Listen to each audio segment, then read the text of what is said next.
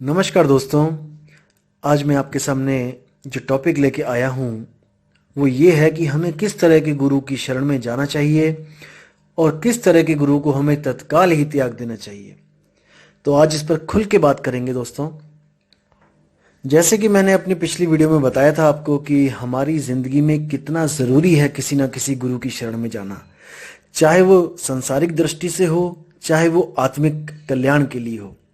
बिना गुरु के हम कभी भी एक कदम नहीं चल सकते। अगर चलेंगे भी तो हमें ये नहीं पता लगेगा कि हम वो कदम सही दिशा में ले जा रहे हैं या गलत दिशा में। इसीलिए हमारी गलतियों को ठीक करने के लिए हमें एक गुरु की ज़रूरत पड़ती ही पड़ती है। तो जैसे कल मैंने आपको बताया था कि हमारी जो ज़िंदगी की ज़रूरतें हैं उनको पूरा करने के लिए भी हमें कैसे किसी दुनियावी गुरु, तीन लोक के गुरु की शरण में जाना पड़ता है। आज हम बात करेंगे आध्यात्मिक गुरु की, कि कैसे कोई आध्यात्मिक गुरु हमारे ज़िंदगी में आए तो हम अध्यात्म की तरफ अग्रसर हो सकते हैं, वो भी सही दिशा में। तो दोस्तों, आपको आज मैं गुरुओं की पहचान बताता हूं कि कैसा गुरु आपको क्या चीज़ के साथ जोड़ेगा, और आपने परख करना है कि जिस चीज के साथ आपको जोड़ा जा रहा है क्या उसके साथ जुड़ के आपका आत्म कल्याण है या नहीं है। ये आपने परख करनी है दोस्तों। मैं तो केवल आपको एक परख दे सकता हूं। मेरी परख को अपनी बुद्धि के साथ परखो, मेरी भी परख को आप परखो कि मैं सत्य बोल रहा हूं कि असत्य बोल रहा हूं। और जब लगे कि सत्य बोल रहा हूं तो आप तत्काल ही अपने पुराने गुरु से, जिसके साथ आप जुड़े हुए हो, उनसे ये प्रश्न करें, उनको उनके सामने ये परख रखें जो मैं वाणियों के द्वारा आपको बताऊंगा।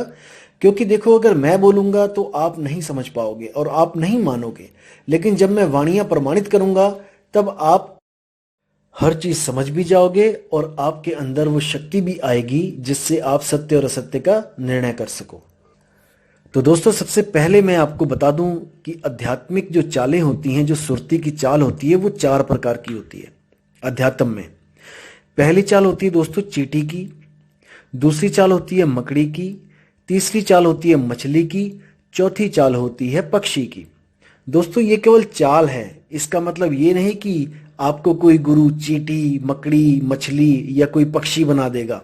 ऐसा नहीं है दोस्तों।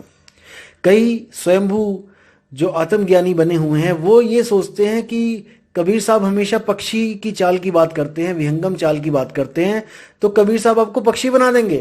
वो ये कहते हैं अरे हमने पक्षी नहीं बनना। अरे भाई, तुम्हें पक्षी नहीं बनाया जा रहा है, तुम्हें चाल बताई जा रही है कि सुरत की चाल कैसी होती है। जैसे आप मोटरसाइकिल, आप कार, आप पानी का जहाज और आप हवाई जहाज, इन सब में चलते हो, ये सब मोड ऑफ ट्रांसपोर्टेशन ही है। आप एक जगह से दूसरी जगह पहुंचते हो, लेकिन इनकी चालों में फर्क है। इसका मतलब ये नहीं कि आपको मैं मोटरसाइकिल बना दूंगा या आपको मैं हवाई जहाज बना दूंगा या आपको मैं पानी का जहाज बना दूंगा, नहीं। इसका मतलब है कि आपकी जो पहुंच है वो लिमिटेड हो जाती है। आप मोटरसाइकिल से जब चलते हो तो दोस्तों, आपकी हद कहां पे खत्म होती है? जहां पे समुद्र आता है, आगे मोटरसाइकिल नहीं जा सकती। दोस्तों, वही हाल कार का भी है। कार मोटरसाइकिल से तेज चलेगी। मोटरसाइकिल 100 की स्पीड, 125 की स्पीड से चलती है, तो कार की चाल में आप 200, 250 भी चल सकते हो। मोटरसाइकिल से बहुत तेज चल सकते हो, जल्दी पहुंच सकते हो, लेकिन दोनों की हद समुद्र के तट पे आके खत्म हो जाती है। वहां पर ये आगे नहीं जा सकते दोस्तों। उसके बाद जो जहाज होता है वो समुद्र को आगे पार करके दूसरे देश तक जा सकता है, ये जहाज की चाल है। लेकिन दोस्तों, वो आसमान में नहीं उड़ सकता, आप ऊपर नहीं जा सकते। और जो हवाई जहाज है वो आसमान तक में उड़ सकता है, उसकी अलग चाल है। तो इन चालों को भी समझना पड़ेगा, ना कि आपको कोई पक्षी और कोई मकड़ी बनाने की बात कर रहा है। अज्ञानी बंदा हमेशा शब्दों में ही उलझ जाता है, भाव को नहीं पकड़ता। तो सबसे पहले बात करते हैं चींटी की चाल। दोस्तों, जैसे आपने देखा होगा कि चींटी दीवार पे चढ़ती है, थोड़ा चढ़ती है फिर गिर जाती है, क्योंकि अगर स्लिपरी दीवार हो तो फिर थोड़ा चढ़ती है फिर गिर जाती है, फिर चढ़ती है फिर गिर जाती है। करते करते करते हजारों बार प्रैक्टिस करके वो दीवार के अंत तक पहुंचती है, जहां तक दीवार खड़ी है। इसमें उसको बहुत बहुत ज्यादा मेहनत करनी पड़ती है। तो ये दोस्तों सूरत की पहली चाल है। जो गुरु आपको पिंड के चक्रों की साधना करवाए, जैसे गुदा चक्र, नाभि चक्र, हृदय चक्र, कंठ चक्र। अगर इन चक्रों की साधना करवाए कुछ नाम देके, जैसे ओम, क्लीम, हरिम, सोहम, सत्यम, ऐसे अगर नाम देके आपको जाप करवाता है और पिंड में चक्रों की साधना करवाता है, तो वो प्रथम चाल वाला गुरु है, यानी चींटी की चाल वाला गुरु है। वो गुरु आपको चींटी की चाल चलवा रहा है, सुरती को ऊपर की तरफ उठवा रहा है। तो दोस्तों उससे कल्याण नहीं होगा। दीवार गिरेगी तो साथ में चींटी भी गिरेगी। जैसे ही ये पिंड गिरेगा तो ये चक्र भी गिरेंगे और ये सुरती भी वापस गिर जाएगी, क्योंकि चींटी बिना आधार के नहीं चल सकती, दीवार का आधार लेके ही चलेगी। दीवार का मतलब ये शरीर, इनमें जो चक्र हैं, जब शरीर गिरेगा तो चक्र भी खत्म होंगे और सुरती फिर नीचे गिर जाएगी, फिर जन्मों में आ जाएगी। दूसरी चाल है मकड़ी की चाल। अब आप मकड़ी को भी देखिए कि कैसे दीवार पे चढ़ती है। मकड़ी भी चींटी की तरह एक बार चढ़ती है, गिरेगी, चढ़ेगी, गिरेगी, चढ़ेगी, लेकिन जैसे ही वो छत तक पहुंचेगी दोस्तों, वो क्या करती है चालाकी, वहां पर एक जाल बनाती है। वो जाल बनाने के बाद अब वो उसी जाल से नीचे उतरती है और उसी जाल से ऊपर चढ़ती है। जो तार होती है उसकी, जाल की तो तार होती है। तो दोस्तों वो चींटी से चतुर होती है और चींटी से फास्ट होती है। चींटी अगर एक बार गिर जाए तो उसके पास और कोई चाल नहीं है चलने की, लेकिन मकड़ी क्या करती है, एक बार चढ़ाई करने के बाद वो अपनी चाल बदल देती है। वो दोबारा दीवार पे चढ़ने के लिए कभी भी दीवार का सहारा नहीं लेती। उसके बाद वो जाल से ऊपर और नीचे जाती है और चींटी से 50 गुना फास्ट जाती है। दोस्तों ये जो मकड़ी की चाल वाली भक्ति है, ये कौन सी भक्ति है, ये है अनहद नाद की भक्ति। इसमें क्या होता है, इसमें आप एक बार प्रैक्टिस करके नाम को जप के जब आप सबसे आखिरी चक्र तक पहुंचते हो, तब वहां पर आपको एक शब्द धुन मिलती है। आप उस शब्द धुन के सहारे वापस उसी निचले स्थान पर आ सकते हो, निचले चक्रों तक, और उसी से सुरती को दोबारा वहां तक ले जा सकते हो जहां वो शब्द धुन आपको मिली थी। तो इसी तरह बार बार अभ्यास करने पे आपको दोबारा उन चक्रों में आना जाना नहीं पड़ता। आप शब्द धुन के द्वारा ही आप सीधे आ और जा सकते हो, अपनी सूरत को चढ़ा और उतार सकते हो। ये शब्द धुन दोस्तों कैसे मिलती है, जब आप कानों को बंद करके, अपने अंगूठों से दोनों कानों को बंद करके अपनी सारी सुरती अंदर की तरफ लगाते हो, बाहर की दुनिया से कनेक्शन तोड़ते हो, और जब अंदर में देखते हो, धुन को सुनते हो, तब इसी 5 तत्वों के शरीरों की 5 धुनें जो बहुत सूक्ष्म रूप में अंदर बज रही हैं, आप उनको सुनना शुरू करते हो। और सुनते सुनते वो इतनी विराट हो जाती है कि वो जैसे नगाड़े बज रहे हों, बादल गरजता है, इतनी ज्यादा आवाज हो जाती है। और वो धुनें आपस में ही बदलने लग जाती हैं। कभी वो बादलों की गर्जना की तरह सुनाई देती है, कभी वो वीणा में बदल जाती है, कभी वो बांसुरी बन जाती है, कभी वो शंख बन जाती है। तो वो बदलती रहती है। और दोस्तों जहां पर बदलाव हो जाए वो चीज माया होती है, वो कभी सत्य नहीं हो सकती, क्योंकि सत्य कभी बदलता नहीं है। सत्य एक रस रहता है, उसकी यही पहचान है। सत्य कभी नहीं बदलता, लेकिन अनहद धुन हमेशा बदलते रहते हैं। क्योंकि कबीर साहब ने भी बोला है, अनहद बाजा जम का थाना, पांचों तत्व करें घमसाना। यानी अनहद बाजा जम का थाना, जो जम है, जो काल है, उसका थाना यानी कि उसका ही घर है, वहां से मुक्ति नहीं हो सकती। तो साहिब कहते हैं, अनहद बाजा बिधि बिधि बाजे, सार शब्द न्यारी धुन गाजे। कि अनहद बाजा जो धुन है अनहद की, ये 5 तत्वों की 5 धुनें हैं, इसी को 5 नाम कह देते हैं संत। ये असल में वो नाम नहीं है जिसकी मैं बात कर रहा हूं, क्योंकि मेरा नाम एक रस है, ना कि 5 रस हैं। जाप मरे अजपा मरे, अनहद भी मर जाए। इसी धुन के लिए बोल रहे हैं कि अनहद भी मर जाए और सुरत समाए शब्द में, वाको काल न खाए। तो इसको समझना पड़ेगा दोस्तों कि क्यों अनहद धुन मर जाती है। जबकि अनहद का नाम का अर्थ देखोगे तो वो है अनहद, यानी कि इनफाइनाइट, यानी कि जिसका कोई अंत नहीं। लेकिन उसको भी कबीर साहब कह रहे हैं कि वो भी मर जाए। ऐसा क्यों बोला गया है दोस्तों? क्योंकि ये जो 5 तत्व की धुनें हैं ये 24 घंटे हो रही हैं, हमारे अंदर ही हो रही हैं। लेकिन जैसे ही हमारा शरीर ठंडा पड़ेगा, यानी कि हमारी जो जीवात्मा यहाँ से निकल जाएगी, तो ये धुनें शांत हो जाएंगी। जैसे और भी हमारे यहाँ धुनें हो रही हैं शरीर में, जैसे दिल की धड़कन, जो नाड़ी की आवाज है। आप देखोगे दिल की धड़कन पे कान लगा के देखो, धक धक धक धक 24 घंटे हो रहा है। 24 घंटे का मतलब ये नहीं कि ये बेहद है। 24 घंटे, संत कहते हैं कि वो धुन 24 घंटे हो रही है, वो सही बोल रहे हैं कि 24 घंटे हो रही है, जैसे ये दिल की धड़कन धड़क रही है 24 घंटे।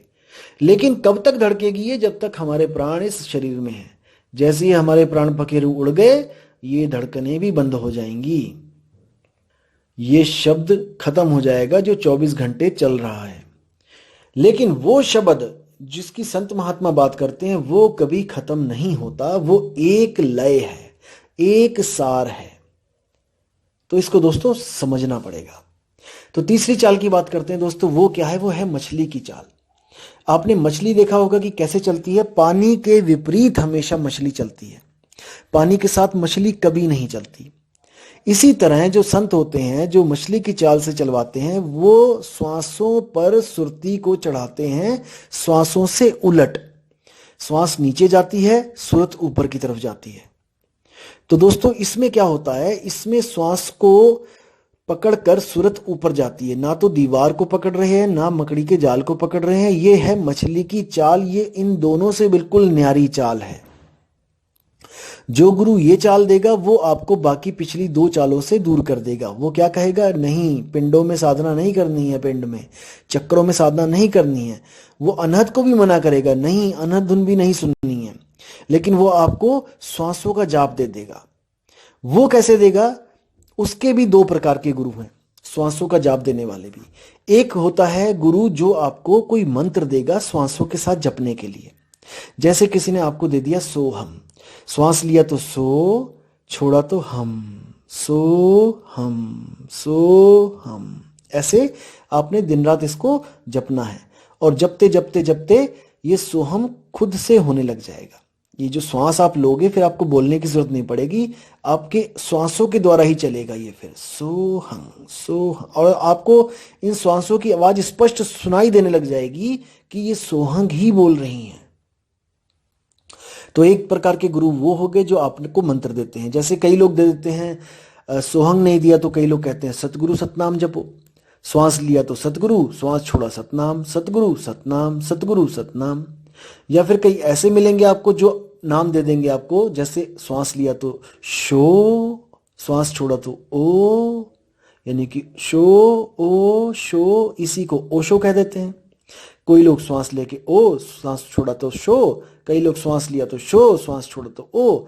इसी तरह कई मंत्रों का जाप करवाते हैं। लेकिन मुद्दा यही होता है कि श्वासों से सुरती को चढ़ाना है। और इसी सुरती वाले, इसी श्वासों के जाप में एक और गुरु हैं जो आपको मंत्र भी नहीं देंगे। वो केवल ये कहेंगे कि आपने श्वासों को आते जाते देखना है। आप आंखें बंद करो, आपकी श्वास जो चल रही है उसको आते जाती श्वास को देखो और महसूस करो ये श्वास कौन ले रहा है।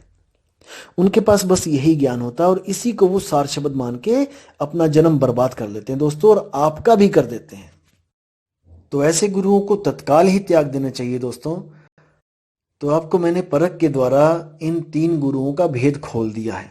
पहले गुरु वो जो पिंडों के चक्रों की साधना करवाते हैं और नाम देते हैं, ओम कलियम हरियम श्रियम सोहम सत्यम, ऐसे करके आपको इन्हीं नामों में उलझा देते हैं। दूसरे प्रकार के दो जो गुरु होते हैं वो कौन है? जो 5 नाम देते हैं, ज्योत निरंजन, ओंकार, रारंकार, सोहंग, सतनाम। इन 5 नामों को ही कहते हैं कि यही 5 धुनों के नाम हैं। वो यही नाम आगे जाके धुनों में कन्वर्ट हो जाते हैं और वही 5 धुन अनहद नाद को ये सत्य मानकर बैठ जाते हैं। उसी अनहद को ये परमात्मा कहते हैं और कबीर साहब उसी अनहद को कहते हैं कि अनहद भी मर जाए। तो इनका जो परमात्मा अनहद है वो कबीर साहब की नजरों में वो भी मर जाता है। अब आगे जो तीसरा गुरु मैंने बताया है वो आपको सोहंग का जाप देते हैं या सतगुरु सतनाम का जाप देते हैं या ओ शो का जाप देते हैं, कोई भी श्वासों का जाप देते हैं, या फिर नहीं भी देते हैं तो आपको श्वासों को ध्यान से देखने की बात करते हैं। ऐसे तीनों गुरुओं को तत्काल ही त्याग देना चाहिए, लेकिन तब त्यागना चाहिए जब आपको इनसे आगे का रास्ता पता लग जाए तब। वरना दोस्तों पीछे वाले को भी छोड़ दिया और आगे वाले का पता नहीं, तब तो भवजल में जाना ही जाना पड़ेगा। इसलिए अब मैं आपकी कुछ मदद करने के लिए आपको बताना चाहता हूं कि इससे आगे का गुरु, जो चौथे प्रकार का गुरु है, वो कौन होता है। दोस्तों उसको भेदी गुरु कहा जाता है। वो एक रहस्य लेके बैठा है, जो रहस्य आपको प्राप्त हो जाने पर ही माया का जाल टूट जाता है, आपको सत्य और असत्य का लखाव हो जाता है, आप कभी भी दोबारा गलत भक्ति में प्रवेश नहीं करते हो, अगर आप में परख है तो दोस्तों जो चौथे प्रकार का गुरु होता है वो होता है सार शब्द का भेदी गुरु। सार शब्द क्या चीज होती है? सार शब्द एक ऐसा शब्द है जो बोलने, लिखने, पढ़ने में नहीं आता है और वो शब्द कभी बदलता नहीं है। क्योंकि कबीर साहब कहते हैं कि जो बदले सो माया संतों, जो बदल गया वो माया है, वो कभी शब्द नहीं हो सकता, सच्चा शब्द नहीं हो सकता, क्योंकि सच्चा शब्द ही परमात्मा है और परमात्मा कभी बदलता नहीं, वो एक रस है। उसी शब्द को सत शब्द, सतनाम, अकह नाम, निअक्षर नाम, विदेह नाम, ऐसे नामों से बोलकर संतों ने उसको याद किया, उसकी महिमा गाई। तो इसी प्रकार मदन साहिब क्या कहते हैं, उस परम अक्षर को, उस परम शब्द को, उस विदेह शब्द को कैसा गुरु आपको बता सकता है, इसके बारे में एक वाणी कहते हैं, सोई गुरु पूरा कहाए, दो अक्षर का भेद बताए, एक छुड़ाए एक लखाए, तब प्राणी निज घर को जाए।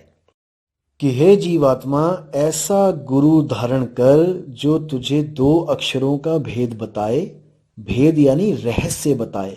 कोई नाम ना जपवा दे, कहीं दो अक्षर जपने बैठ गए, ओम सोहम, या फिर और कोई हरे कृष्णा, या फिर कोई जय हनुमान, या फिर जय कबीर, सत साहिब, ऐसा कुछ नहीं जपवाए।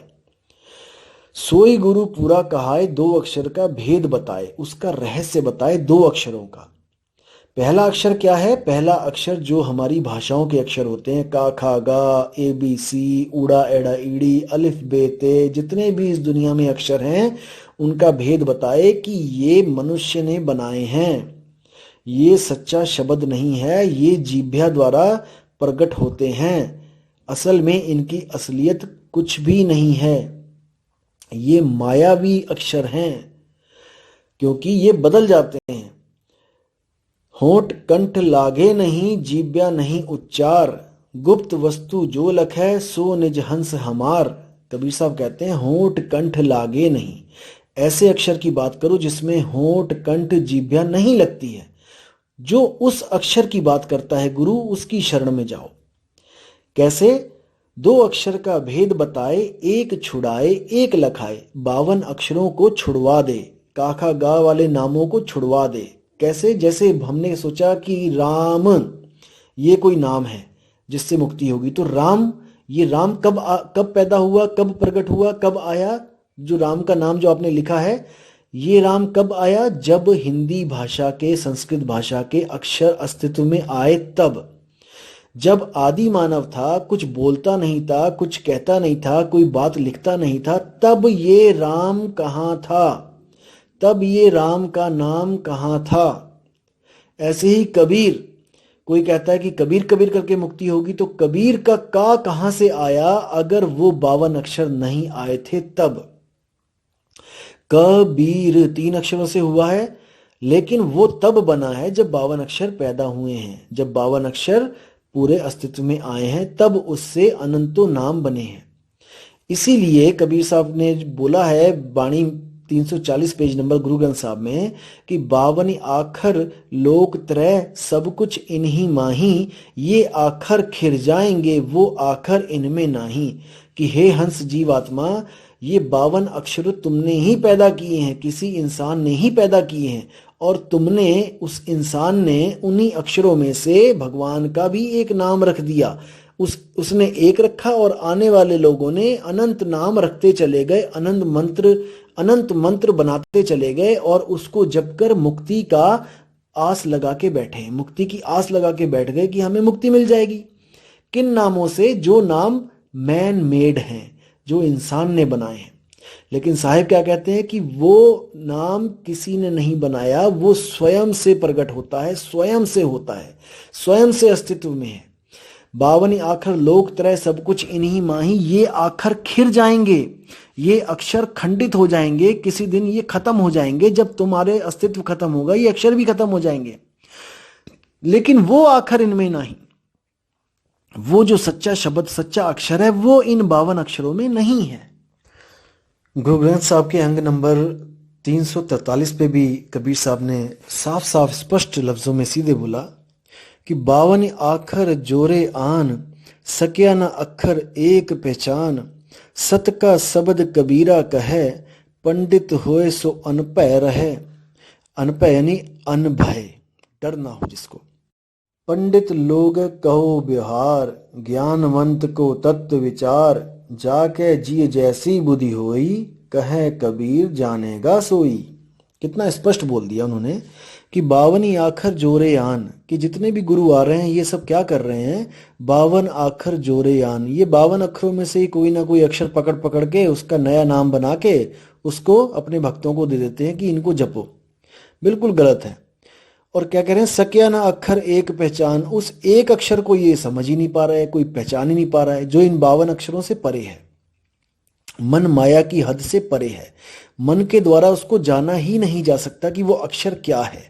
वो तो अनुभूति का विषय है। जब गुरु नाम देता है, जब भेद बताता है, उसके बाद सूरत को जब वो शब्द की साधना का राज बताता है और साधना शुरुआत होती है साधना की, तब जाकर सुरती को एहसास होता है कि असल में उसका निज स्वरूप क्या है, वो क्या अक्षर है।